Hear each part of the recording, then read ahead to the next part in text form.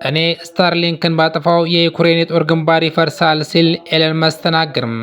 አሜሪካዊው ቢሊዮነር ኤለን መስክ ዛሬ ባሰፈረው መልእክት የሳተላይት ኢንተርኔት አገልግሎት መስጫ የሆነው ስታርሊንክ ለዩክሬን ጦርነት ወሳኝ መሆኑን አስታውቀዋል።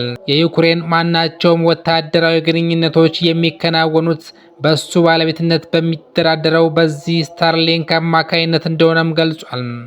መስክ በኤክስ ገጹ ላይ እንዳሰፈረው እኔ ፑቲንን ከዩክሬን ጋር በሚደረገው ጦርነት ፈትኘዋለሁ።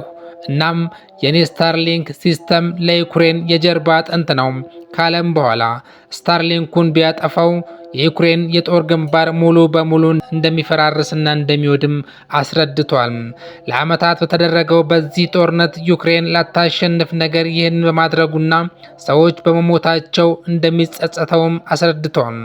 ጨምሮም አሁን ሁሉም የሚመለከተው አካል ይህ ሰው እየበላ ያለው ጦርነት እንዲቆም ማድረግ አለበት።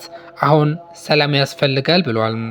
ኤለን መስክ ይህን መልእክት ያሰፈረው የዩክሬን ፕሬዝዳንት ዘለንስኪ ከሩሲያ ጋር የማያልቅ ጦርነት ማድረግ እንደሚፈልጉ ገልጾም ጨካኝ ካላቸው ከቀናት በኋላ ነው። ሩሲያና ዩክሬን ጦርነቱን ከጀመሩ 3 ዓመታት የሞላቸው ሲሆን በሁለቱም በኩል ከፍተኛ ሰብአዊ ጉዳት መድረሱን የሚታወቅ ነው።